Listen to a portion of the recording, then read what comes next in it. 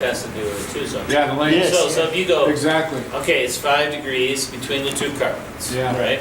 And we know Maury's 12. Right. And Maury and Vista Dome are about the same. Yeah. Okay, but they are. That's amazing. Okay, so based on what I saw on the charts, these guys can correct me. But when you look at Vista Dome, from the top of Vista Dome down to the flat, and you're at the top of Maury, it certainly looks a lot. I think the length has to do with it too. Yeah, yeah. So I guess my question or statement is that there's a fear of the unknown somewhat, that until they've experienced it, we can say, hey, look, Marmot Flats, don't point that thing at me. Yeah, Marmot Flats is just a longer version of Somerson Park. And I tell people that. I get up and go, hey, we're going to break this down into small chunks, but it's basically the same pitch, folks. So we'll do it in small chunks here. You can do this. But going back to the idea of embodied perception and energy cost, if you're at the top of Sorensen Park, it may be the same steepness, but the amount of energy that it may take you from the top of Sorensen Park to the bottom is much less. Like you can see the bottom of Sorensen Park and you're like, I'm pretty sure I'm going to live to that point. But when you're on the Monmouth Flats or Wilson's Way, you're like, I don't know. And so that estimate is incorporated into the distance as well. Yeah. And so it may be the case that you can't see it differently until you've experienced it. I don't know the answer to that. That's kind of my point, that you Yeah. can tell me, you take me to Bridge of Bowl that I've never skied and go, Nigel, this is 35 degrees. We can do carved short turns the whole way down. I will not ski carved. I will definitely be 10% less committed than if you go, hey Nigel, we can do 10 carved short turns down Larry Sale. An add-on to that, and this came from the thing that I did last year where I went and skied all these areas that I'd never skied before. I skied up in Pacific Northwest, and everybody knows it's like retarded steep, right? There's stuff that sticks vertically to a rock surface, and you're like, really? I'm skiing that? And the first time around, I might ski something and go, all right, I'm just going to take it kind of easy. I don't know this run, exactly what Nigel was saying. Second time around, maybe it wasn't that exact run, but the run next to it, I had a bit more of a go at it, right? And I came back here, and I was like, Jesus, Winter Park is flat as, right? And so it wasn't that I got better at skiing steeps, I just got more used to it. Yeah. And that's something. Skiing, your technique didn't change. My technique didn't change, but you take your experience and you put it into, back here at Winter Park, and you're like, all right, every run at Winter Park's 1 degree. Or whatever. Do you know what I mean? But I think that has a lot to do with your perception and then we did the same thing. We went to Italy and we were blasting all around Italy, and we came back here, and man, people ski slow here, right? Yeah. So what we should do, we should start off on Hughes, and then go to Discovery Park. Or you guys have experienced this, right? You spend all day at the Jane skiing, and you come back here and you ski Balsh, and you're like, oh man, that's so easy. How awesome am I, right? It's like icing on the cake. So the value of this information, to instructors regarding over-terraining is really good. I mean, it's key to an instructor's understanding of over-terraining. Putting people on terrain that they are immediately not comfortable with, simply because the terrain that they've been on is they've gotten used to it, right? And so the next thing, the instructor's perception is, well, they've gotten used to this, they're ready to go, and that's not always the case. Let's hear from Karen. You better go, Karen. Okay, so Jonathan. similar to what Pam was saying about going up the lift with a snowboard, I preserved a memory of being 7 at the top of Parkway. I'm sorry, the practice hill, the blast part, and I was terrified. And I don't ever want to let go of that memory of being terrified. And this was before good grooming and all that too, so it was harder. But to stand at the top of that when you're 7 is terrifying. and it's like keeping hold of that memory of when it scared me. And that's how the kids feel. But Karen, when we were kids, it was much cheaper. When we were kids, it was much cheaper and much longer. It was a double But dime. it's changed. How is it much more? I'd like to know what the perception of steepness is today on Marmot Flats compared to 2 weeks ago When it was. when it was warm and it froze up in the morning Yeah. and it was hard as a rock. And people are rocketing down it and can't control. I wonder what their perception of the steepness is, The snow condition. Based on the different snow conditions. Study the weather conditions, because I've had the case of, take somebody up to Jack Kendrick, and it's like it is out here now. You can't see very far. You certainly can't see all the way to the backside of Rocky Mountain National Park.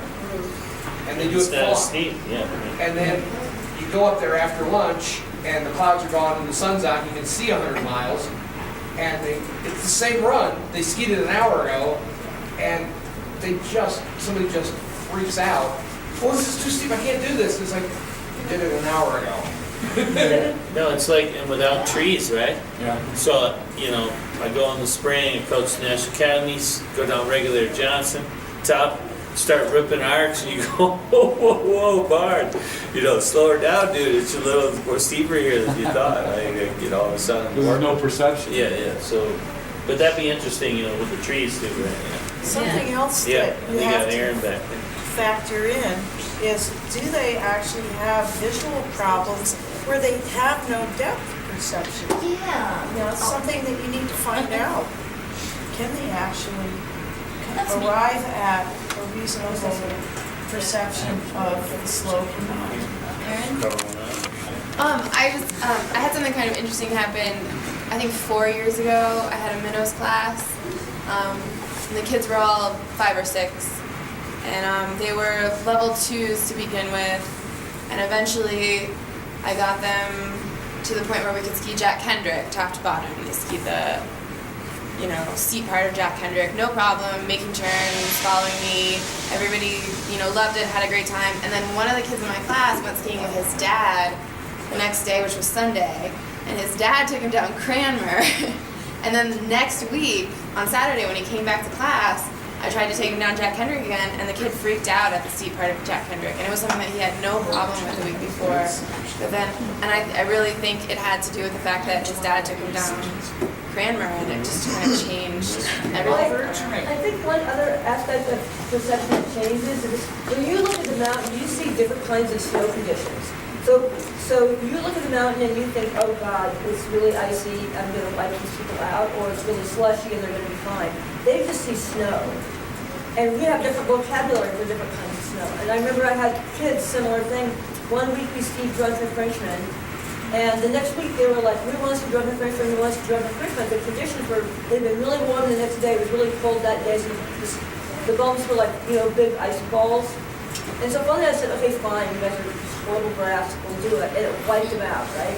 But they couldn't see the difference. And so part of that perceptual learning is looking at the snow and seeing, how I'm going to interact with the snow. Is it going to be slick? Is it going to be fast? Is it going to be slow?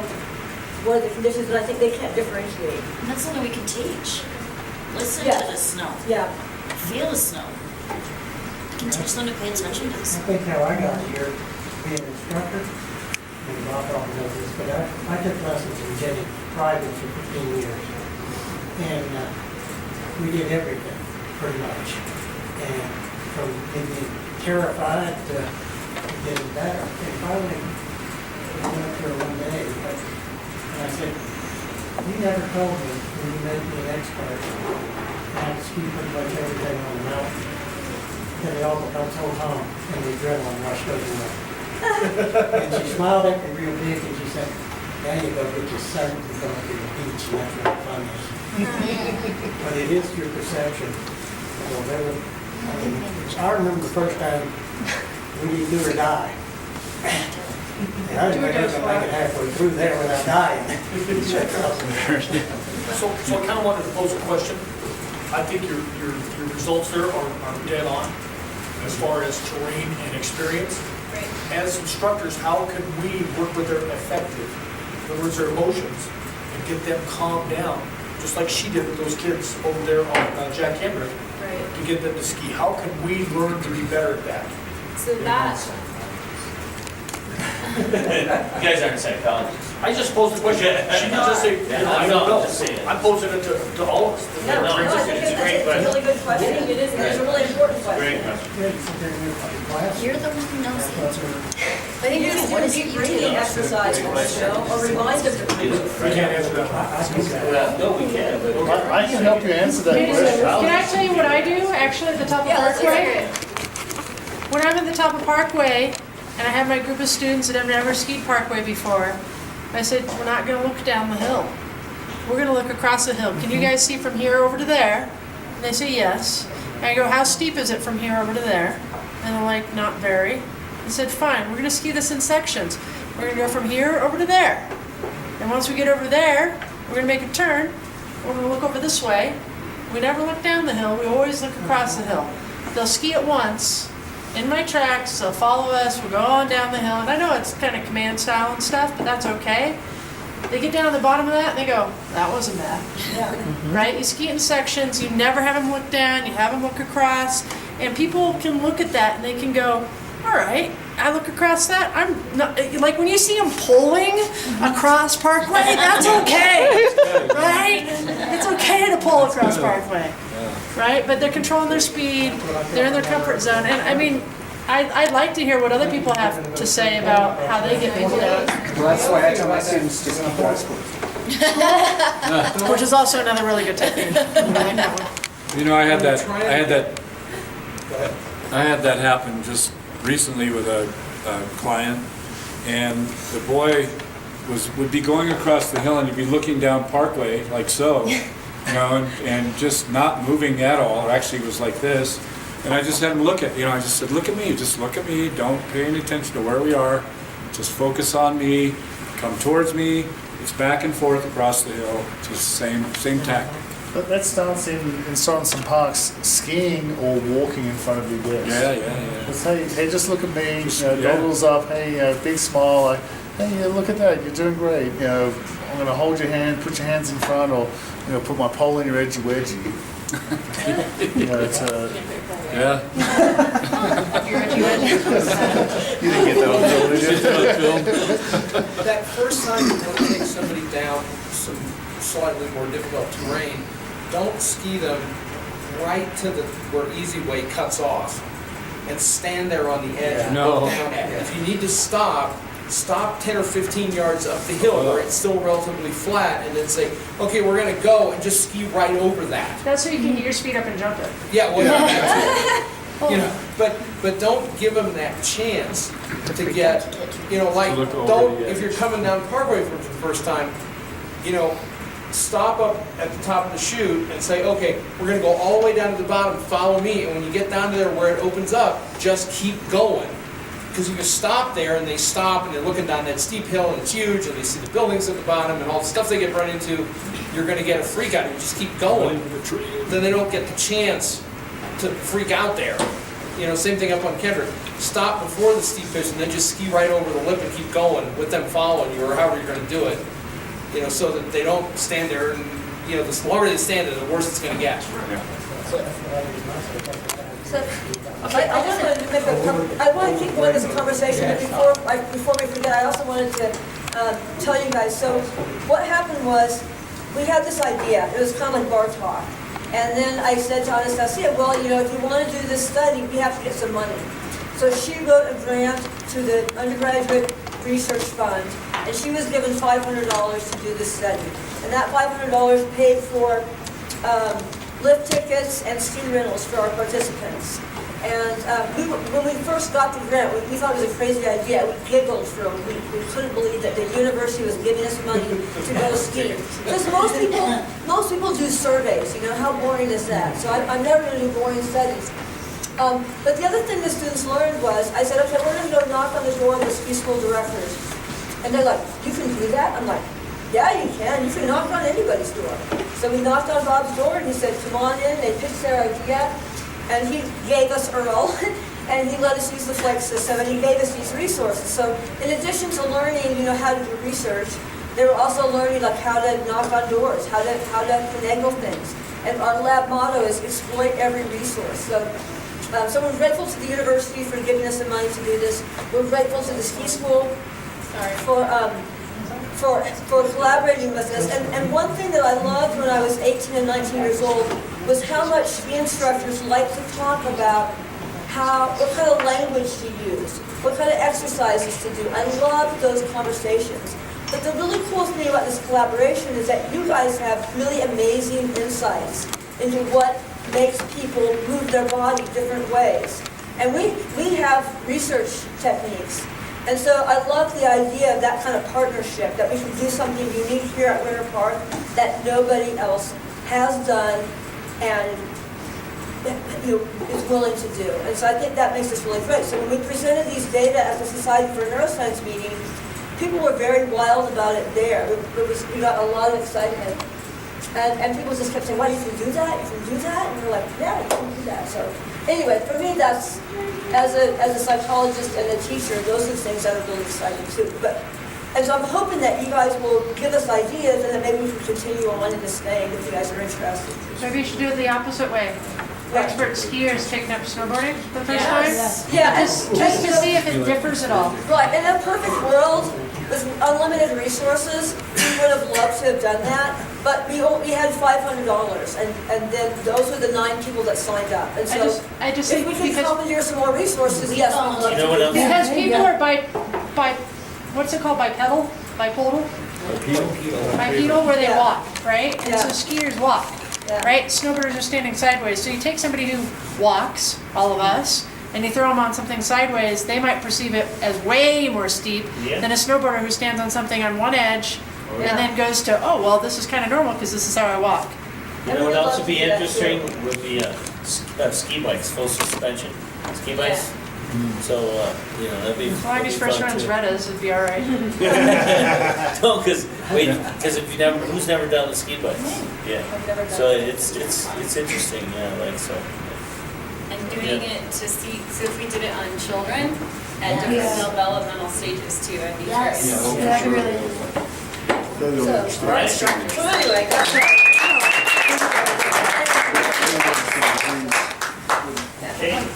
So anyway, so we're really trying to get some attention for this, the whole project, and show that Winter Park is unique and different because we have these kinds of collaborations. Yes. Yeah, that's great. That's a great job. I would love to see some of the kids and